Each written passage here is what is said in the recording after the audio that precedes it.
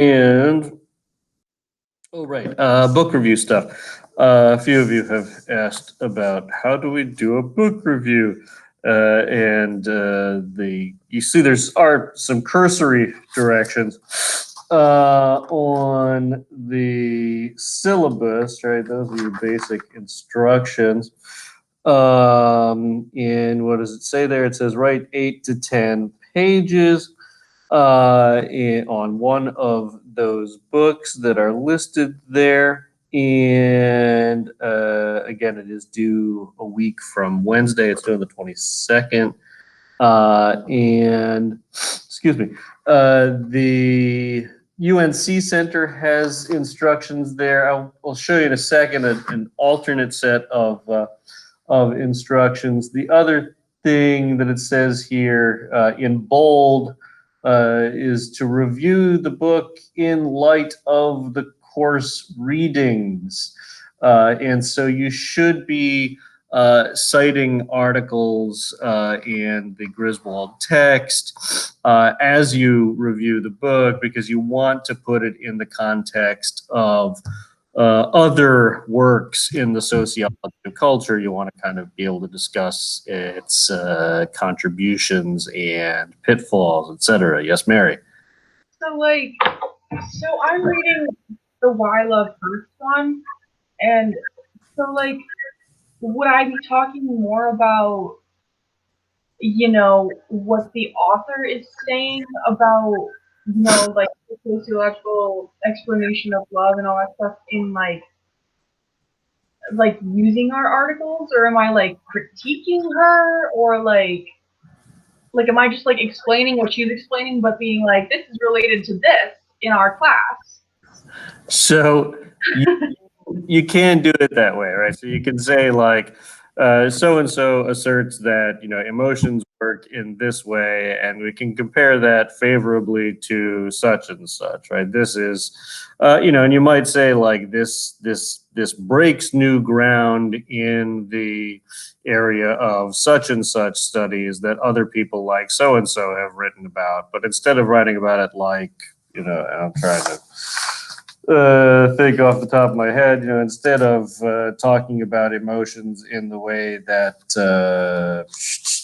we haven't really done too much emotion stuff. We did something. Oh, Simi, right? Simi talked about emotions. Schilt talks a little about emotions, right? Instead of talking about it that way, she does it this way, and she has an important contribution here because we didn't know this before, but she does that sort of a thing, right?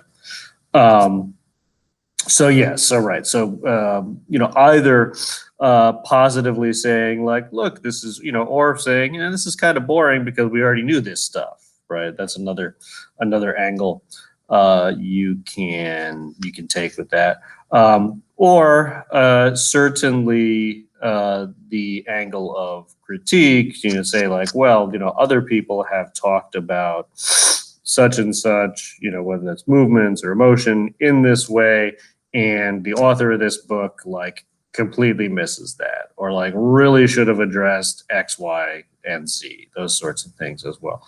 But it does not have to be negative critiques. If it's all praise, then you can just say oh, we're really adding something new and important that relates to this area of sociological study. Something I did want to kind of emphasize with this is that contemporary sociology is a good sort of model. And let me just kind of show you what I'm talking about here. Oops, there we go. So if you go to the library's website, and you look for the journal Contemporary Sociology.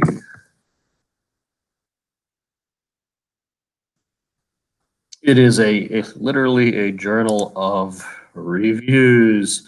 What's a good one? JSTOR is easy. And just looking at the most recent.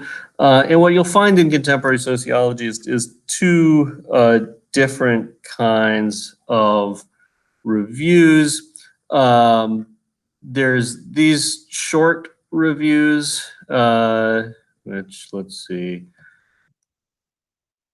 a review by Michael Campbell before he was a bad guy. Sorry. So you see here, these run only about 3 to 4 pages if you're typing them out on paper in Word or something like that. But what you can see is the basics are in here. Tell us give us a little bit of context, right? So migrant remittances have increased dramatically in recent decades. Sorry, this is really boring, but anyway. And briefly what the book does, and also kind of some then summary, a clear depiction of the achievements and shortcomings of the remittance development agenda, blah blah blah. What's at the heart of the book, and then probably right. So by the middle of the essay, this one's actually fairly long for a regular review. Then we get into the critique, right? And so remittances are, after all, the ultimate private transfer. However, remittances alone tend to pervert local development by driving up inequality. And here already, this one's actually really well cited. And then citing all kinds of literature talking about the author misses this and misses that, and we've got this other research that says this is how we ought to be looking at things. And Zinnecker, although I believe his critique is well grounded, I agree less with his call for this, right? So picking apart the book into its constituent parts. Not though, you'll see again, not a lot of summary, right? Not a lot of summarizing the text, but reflecting on different texts. And usually they're not this, the ones in this journal are not this well cited. The other thing though, so those are a good basic model. I would say though, an even better model will be these longer essays, right? Because you're being asked to do 8 to 10 pages. These longer essays that are called review essays that are at the front of every episode, every issue of contemporary sociology are a little bit more on the nose for you. So, wait, what? Oh yeah, there you go.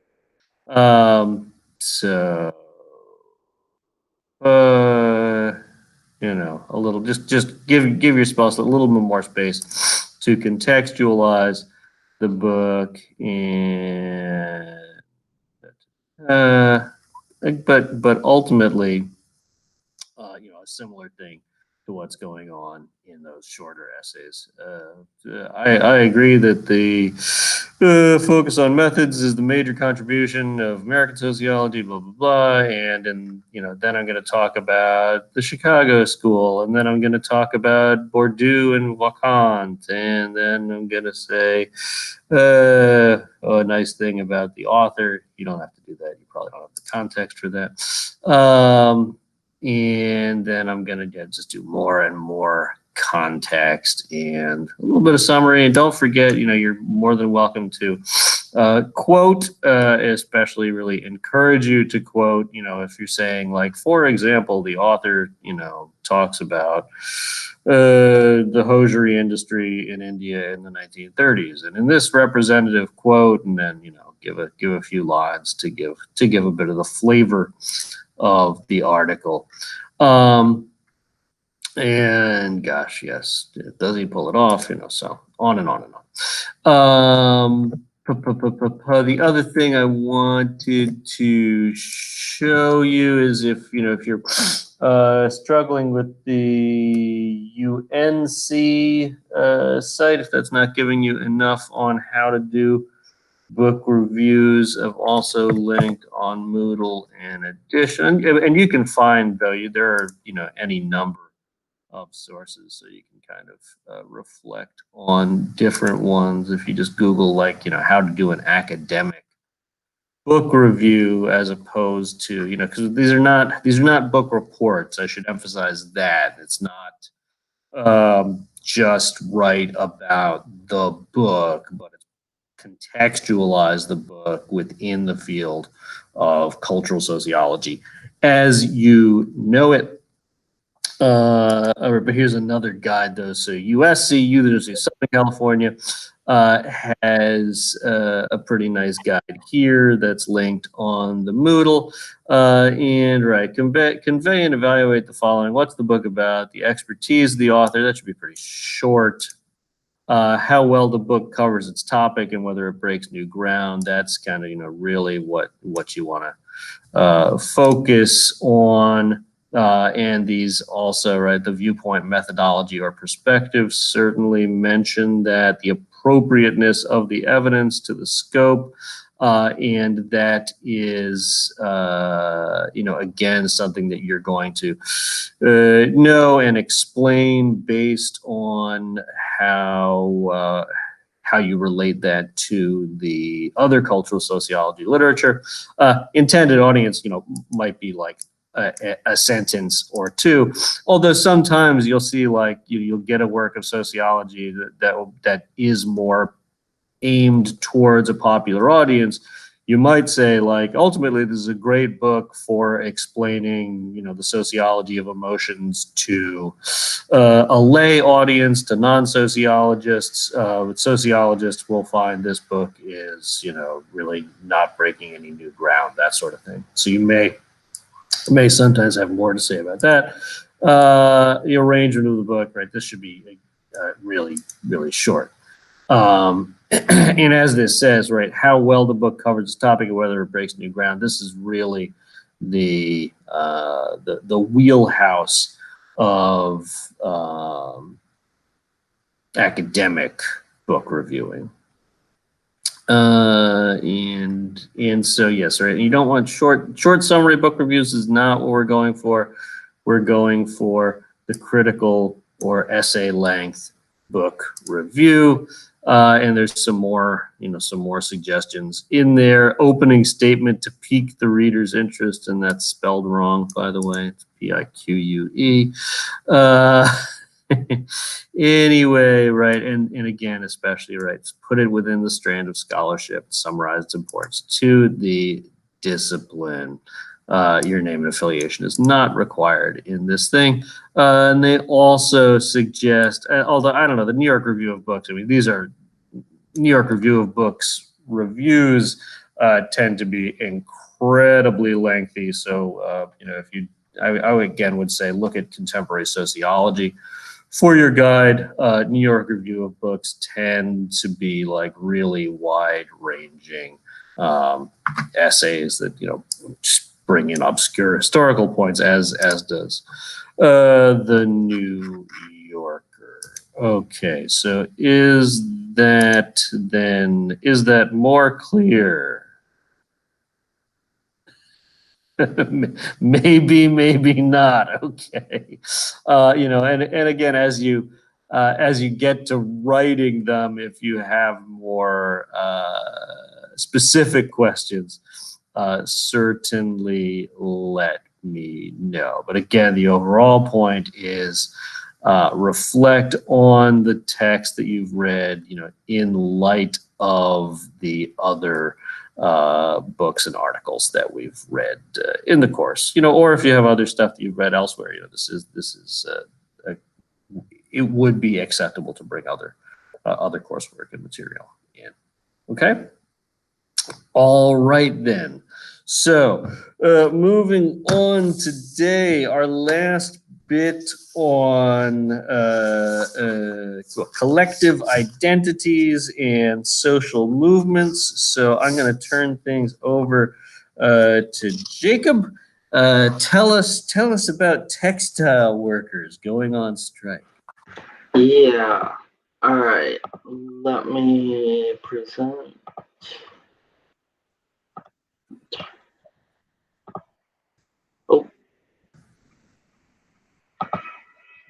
Somehow it's not letting me present. You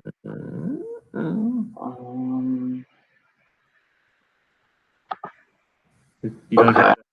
I think I figured it out. Okay, there you go. Yeah, I'm on a new computer. Sorry, my other computer broke and I have to get it fixed. All right.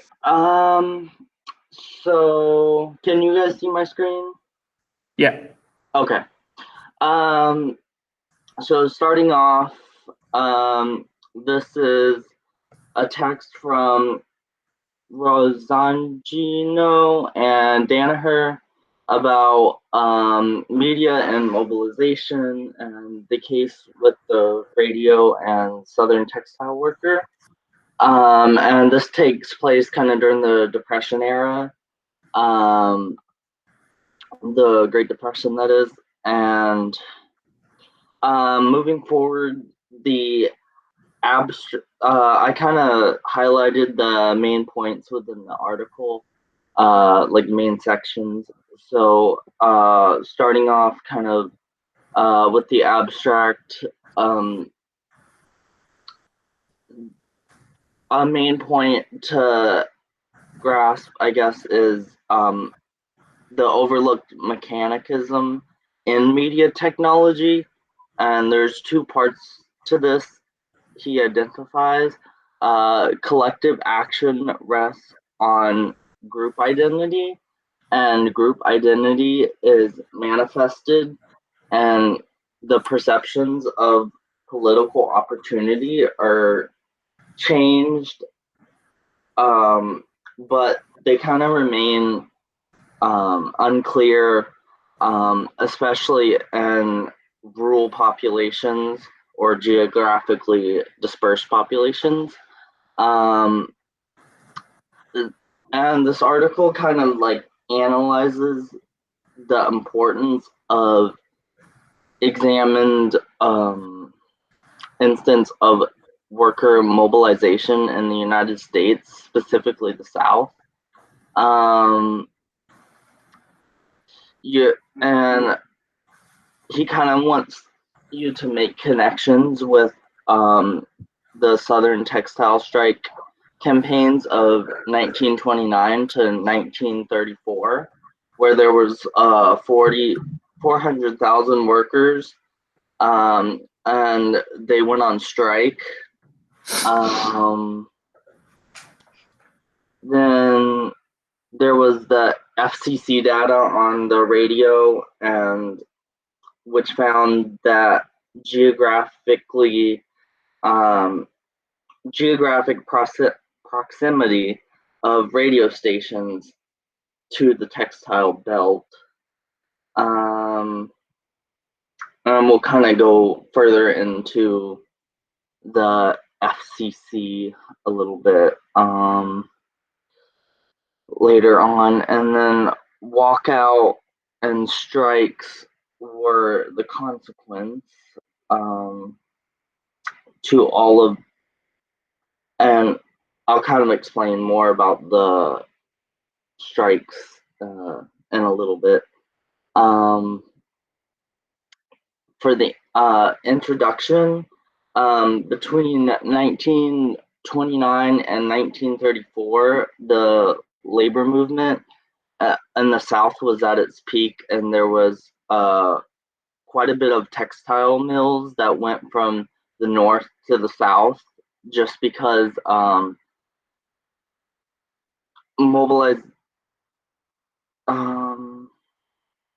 well, it was just cheaper in general for them to have workers in the south than workers in the north. And during this labor movement, about 500,000 textile workers walked off their job. And this resulted in the consequence was the Textile Workers strike of 1934. And mobilization occurred with little organization by labor unions. And this movement had consequences for labor practices. organizing efforts, economic development, and poverty in the South. And a question he brought about in the text was, how do they mobilize in the face of local repression if they were geographically isolated? So that might be a question you might want to think about going further into the reading. The background, there was a relocation of textile operations in the South that occurred because of cheap labor.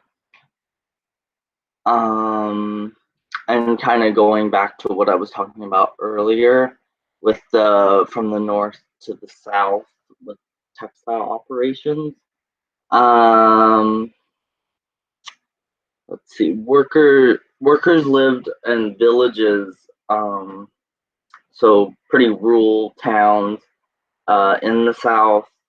Some mill owners enacted paternalistic policies to stabilize.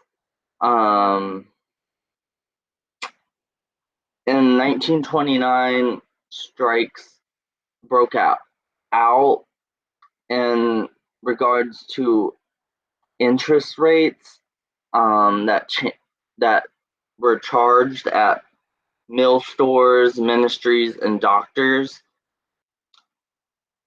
And then going to local newspapers, they tend to be connected to traditional economic interests. And an example would be the Textile Workers. And I'll go into further detail about the newspapers and the Textile Workers in a minute, I believe. And then continuing on with the background, mill owners and local newspapers often work together to sway public opinion from the strikers. And then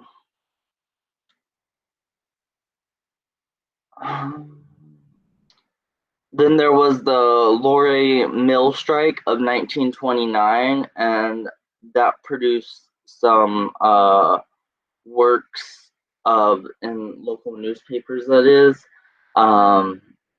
And these included two popular ones, which were A Deep Laid Scheme and Red Russianism Lifts Its Glory Hands Right Here in Gastonia. And these articles express Red Scare Rothric, which is kind of the scare against communism, because during this time period they weren't too fond of the idea of communism. There were poor conditions presented in the 1930s, with, of course, the Great Depression. In 1933, FDR signed the National Industrial Recovery Act, also known as the NIRA.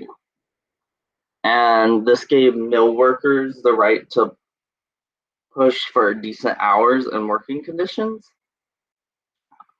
And then going on to collective identity and political opportunity, which further goes about the whole concept of collective identity that we've been talking about in class so far. Collective identity and political opportunity perspectives explain how collective behavior was manifested in the case of Southern textile workers. The collective identity theorists emphasize ideologica, normative, and cultural processes, and this introduces one's participation in collective action and ensures solidarity. Researchers also argue that alternative belief structure provides a structure of non-material reward. Discussions of collective identity resonate with theoretical ideas in regards to class consciousness, or also known as the process whereby economic classes become social classes. Then moving on to media mobilization. Information networks include family, friendship, or transportation ties, which is important for information dispersal across rural populations or geographically dispersed populations. Racial rioting was a major issue during this period of the Great Depression, and Myers characterizes the potential influence around the network origin. There was an introduction of new media which could provide opportunities that alter the leverage or autonomy of subgroups. There was an indirect network ties that was important to social movement diffusion as a direct link. And radio can be influential as it shapes the prospective movement participants' perception of political opportunity. And going into political opportunity with the radio, the media had an influence on collective action by altering actors' perception of political opportunity. And Roosevelt created a new political context through the radio, and he used these new medium of radio to move beyond traditional means of political discourse and reach over and around the networks of state and local party structures and political personalities, according to Roosevelt. And with music, and this, radio sales dropped drastically during the Depression due to the increase in poverty. And this resulted in live broadcasts of music, which became more common. Radio transmission was directly influential for cultural life in these mill towns, and the mill owners found the emerging music consciousness altering potential as a threat. So basically, they're trying to say that the new music that's coming out at the time of the Depression was, they thought that it altered your brain, which I'm not sure if that is true or not.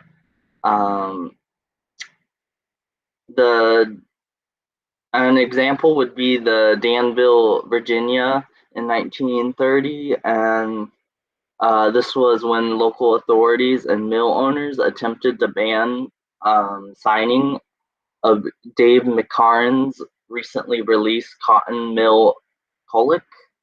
I believe I pronounced that right.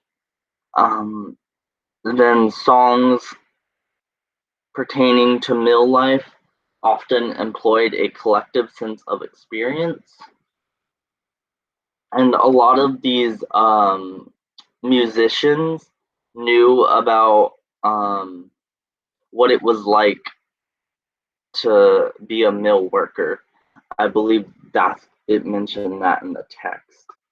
And then combining all of this together and to a sort of conclusion, this the establishment of the text kind of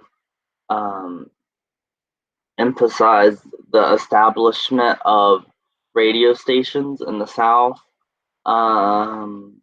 There were manufacturing areas that were influential for worker in surgery that unfolded in the 1920s and 1930s, and these local organizers used the airwaves to express dislikes and to coordinate action, such as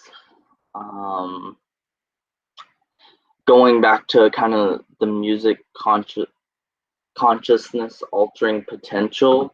I guess you can kind of connect that to expressing their grievances. Then there was the presidential fireside chats, which if you've taken a U.S. history course, this kind of sounds familiar. And this was FDR who did the fireside chats, and this altered Southern mill workers' perception of political opportunity, and this led to the belief of national political power was on their side now, and a new collective identity and movement solidarity was formed through music played on the radio. And then further going into some discussion questions. The first one, how is radio influential to you, and what is radio's role in mobilization today? And if someone wants to speak on this and give it a shot, they're welcome to.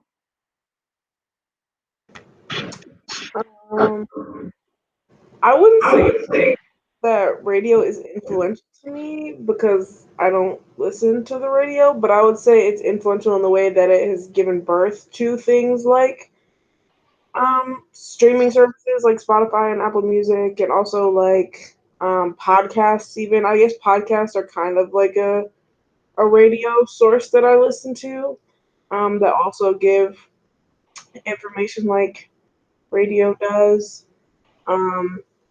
But I don't really think people listen to the radio. Do people listen to the radio other than old people? I don't know anyone that listens to the radio unless they like physically have to. Yeah, the only time I listen to the radio is when I'm in the car and I don't have a phone, or I just, for some reason. The only time I've ever used the radio is when there was like tornadoes in Michigan and we had to go down to our basement and we had like the emergency radio and like listen to it when we could come back outside of the house or out of the basement. But other than that, never. Yeah, the radio's kind of making instead of the radio now, it's more the streaming apps and stuff like that. But I think even the streaming apps, like, it can be influential and like mobilize people because like it just kind of reinforces the subcultures you're part of and like your identity, because like you only really listen to what you want to listen to. And like if you're listening to podcasts that are all about like anarchy and that kind of stuff, like you're gonna be more reinforced like in your beliefs of like that, and like it'll kind of mobilize you to like want to do stuff like that. Unless of course you're listening to podcasts about just like informational podcasts that might not mobilize you to do anything. Maybe it'll mobilize you to do your own research on the topic. But I think it still can be a mobilizing force. But it's a mobilizing force in that it just reinforces what you already believe. If that makes sense. Yeah, that definitely makes sense. Well, with the Tiger King, it brought everyone together thinking that Carol Baskin killed her husband. I mean, that's what everyone's talking about, at least like on Twitter and stuff. Yeah, I've heard about that. I've never seen it, so. It's really good. You should watch it. It's entertainment, to say the least. Terrible human being, and they all abuse animals, and they're all awful. But oh yeah, for sure. You know, it's entertaining if you just kind of block out that portion. It's a wild ride. I mean, I think you're all hitting on this important point that your media is much more dispersed now than it was in the 1920s and 30s, right? So the point about the geographic location of these stations being important, really doesn't make sense anymore, right? Because like you say, like Tiger King, everybody in the country watched it, right? Or like you're saying, Mary, we can all be in our podcast silos. You can all listen to whatever Joe Rogan Experience or Alex Jones and like get on his crazy conspiracy thing. But if there's a school strike in your town, or you have local political corruption or something like that, you're not going to hear about that through these podcasts or anything along those lines. Mm-hmm. And then if we are done with the first question, I'd like to go on to the second question. What does this reading say about collective identities during the Great Depression, and what did they value the most? Like for example, traditional values, and stuff like that.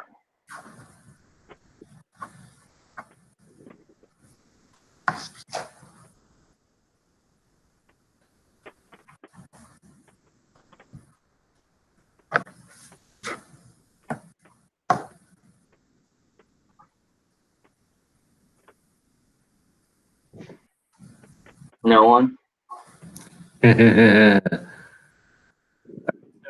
mean, I think we're heading into like another Great Depression. Like it'll be interesting to see what the collective identity is like in a year.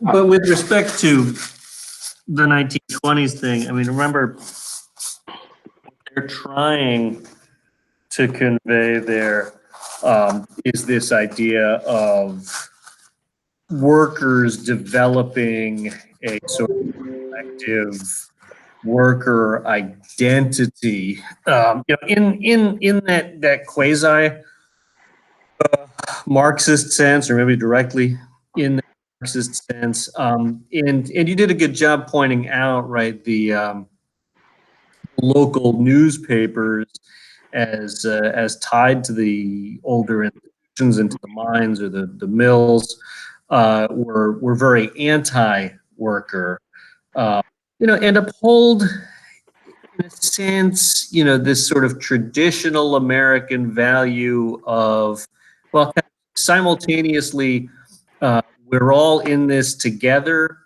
or whatever you get, in terms of material success, is down to your own. What does Sarah Palin call it? Bootstrappiness or something like that. Maverickiness. You on your own can do it, but is very very against the idea of class consciousness.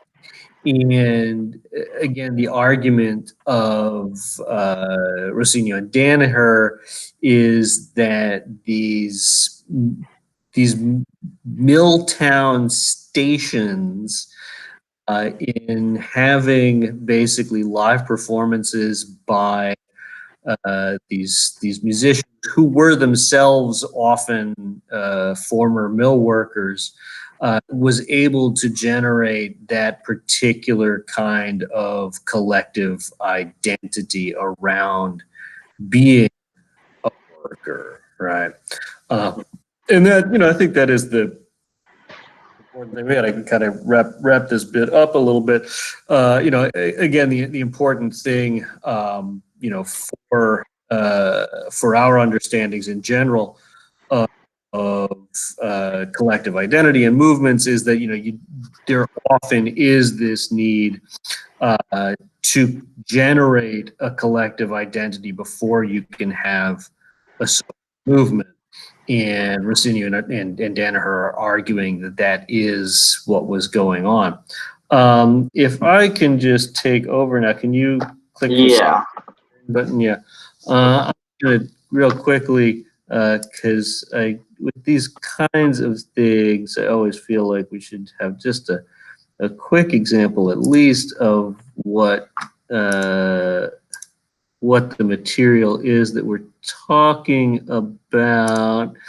I don't know if any of you looked up this stuff, but a good example. And by the way, the Dixon Brothers are just a really interesting musical example of the 1920s. But if you look up, with the Weave Room Blues, you can probably find several examples like this in the text. The point being, what they do with this is emphasize the negative experience of being in the mills, of working the mill worker life, and by playing this music, they generate this collective identity where all these people who do work in these mills in these towns that are scattered throughout Tennessee, North and South Carolina, come to see themselves as members of an oppressed class. So I don't know how well this audio will work for you, but again, it's the Weave Room Blues by the Dixon Brothers. Just listen to a short bit.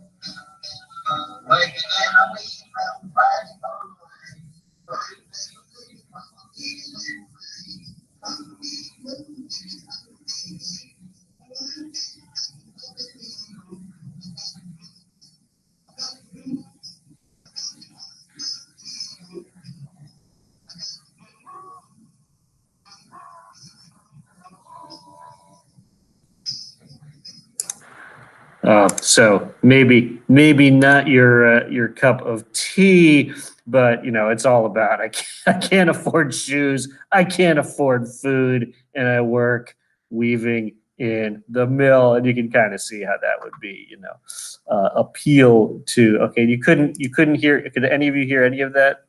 Couldn't hear a thing. Okay, cool. I could, and it was great. So I encourage you at some point to listen to the Weave Room Blues. What it is about. Again, is it's a guy saying, I can't afford food, I can't afford clothing, I can't afford shoes for my children, even though I work, in this weaving room 8 or 10 hours a day. And again, just a final point on that. So you brought up the FDR thing. But remember, the point of the FDR thing is kind of depressing. It's on the one hand, you have FDR having these fireside chats and telling people, that I support you, the federal government supports you, we need our workers, the workers are the most important people in America, we're all in this together, blah, blah, blah. And people added that to their collective identity to say, like, oh, the president supports us, so we can like go on a big strike, and they're not going to call out the National Guard to stop us, or they'll defend us against the bosses, and that didn't happen. So these strikes were pretty effectively put down by the mid 1930s, and were generally perceived as unsuccessful. And so what you have there again is a structure culture interface, I guess, where you have this culture of collective identity, but then you have what they refer to. I think they refer to it as the political opportunity structure, right? Yeah, they talk about political opportunity theory. Again, this is kind of classic social movement stuff, but the point being, collective identities are not enough. You can really want something. You can really want change. You can get, hundreds or thousands, as it said, like up to almost 500,000 people were striking at different points in the 20s and 30s. You can have that many people, and that's, think about that in today's terms too. I mean, this is back then, we're talking of a nation of less than 100 million people. So that's a lot. It's a huge portion of the population protesting. Identity and bodies are not always enough if the political opportunity structure is not conducive to that kind of social change. So culture is great, culture is important, but it's not always enough. Sometimes it is, though. Maybe I should have given you a more optimistic article. Okay, but thank you, Jake. And that, unless there are questions, that will wrap up our discussions of identities and problems and movements. Okay, so now I want to talk about organizations. And a few things to kind of bear in mind here is that this is, in a sense of, if you want to make money with the sociology of culture, I guess, if in the purely sort of pragmatic professional sense, this is kind of where it's at. And there are a number of sociologists, and I guess people you would call cultural sociologists, who work in business schools. And do consulting for businesses on issues like marketing and motivation amongst a firm's workforce. Because really, I think, especially since the 1980s, people have recognized, the important role of culture. Again, and she does it a couple of different ways here. So let me see if I can. All right. At least on a couple of different levels. So there is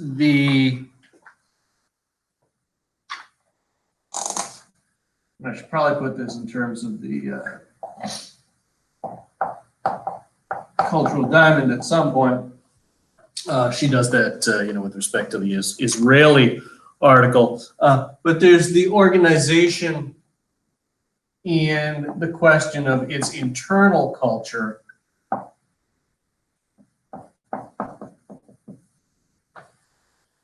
But then you have to consider as well the interface of the organization with the culture at large.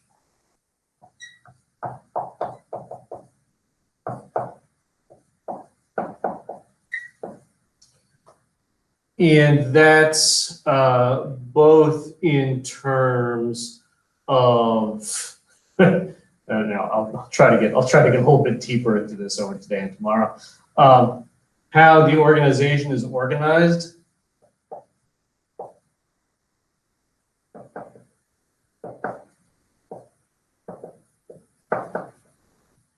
And usually, by the way, we're talking about firms. Can you still do? Yeah, you can see that. Usually we're talking about business firms here, but we'll also sometimes see nonprofits and what NGOs, GOs, non-governmental organizations, governmental organizations, and SMOs sometimes come up here as well. SMO, social movement organizations. So we'll talk about, one can talk about the relationship of, say the International Workers of the World, this big labor union organization from the 30s, talk about the internal organization of them, the culture in that organization, but then of course also the relationship of that to the broader culture. And again, that's both in terms of how organizations are organized. So the internal culture of an organization is not, simply made up on the spot de novo by the people who are in the organization, but they are made up with an eye to how organizations in general in a particular society, culture are organized.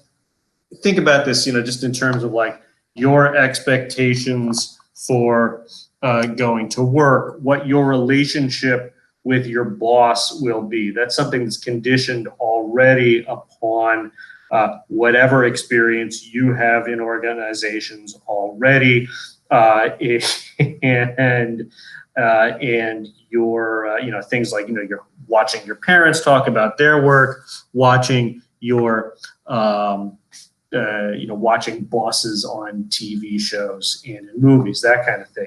Weird example, probably wasting your time, but anyway, once the story gets in my head, I worked for a summer as a research assistant for a forensic psychologist, one of those people who did like profiling and that sort of thing. Of serial killers. But he was like way past his prime when I did this, and really mostly what it was like reorganizing his papers after he had like manic dementia episodes, and trying to like find out if he had any money and get his, anyway. It was not what I expected as a research assistant job would be. And my relationship with my boss was very complicated and difficult because he would do things like hang out like naked on the couch under a towel, and then I have to have like business conversations with him.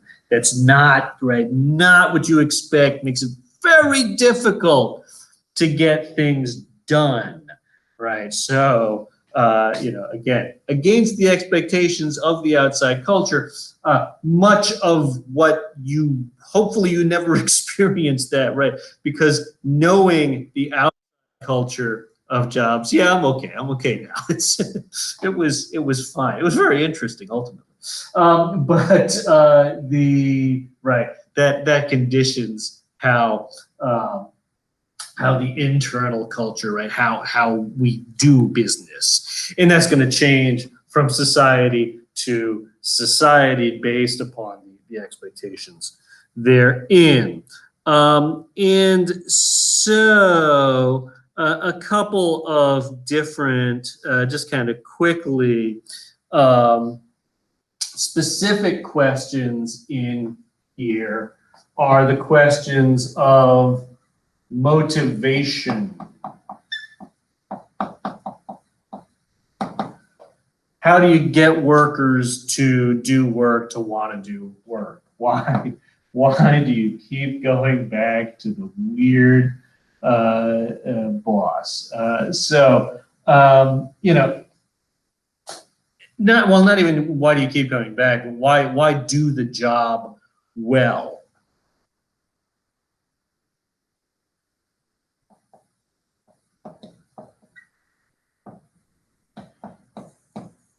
And again, you know, saying this is something that's really in jobs since the 1980s. To some extent, you can see it at least back to the 1950s. Even in that article that Jake was talking about today, there's a little bit of this, you know, in those old mill towns of like, well, they had ministers there, or they would have entertainment there, you know, in company towns to try to keep the workers happy. But this is all against a backdrop of, you know, the purely material.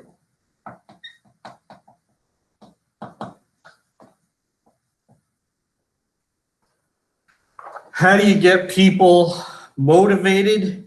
You give them money, right? How do you, you know, the traditional thing, well, traditional in a sense, way to motivate people, like to you know, to, I don't know, to make more widgets or to work faster on the production line in the mill room, whatever, was to say, like, you know, if you produce, you know, for every 500 yards of wool that you produce, we'll pay you an extra 50 cents or something like that. The finding, though, often is that those material incentives only go so far. Just paying people more money doesn't really help, and this goes back all the way to Weber. Weber said, yeah, you can pay people a little more per piece, and still what they will do is just work hard enough to survive, just enough for them to be like fairly comfortable. And they don't really want to work beyond that because material incentives generally are not adequate to get people to go that extra mile. And so the different motivational structures are flattened structure.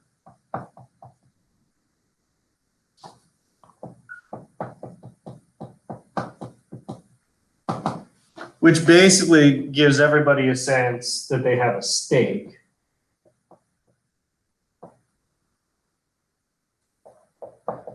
And a stake in terms of things like decision making. This is like at Google, everybody's a member of a work team and everybody can make decisions that are important to the industry, or rather to the firm, flattened as opposed to like not having to go through like 10 levels of bosses before you can get a decision made. Flattened structure, or this is part of the Japanese model, selective recruitment and socialization.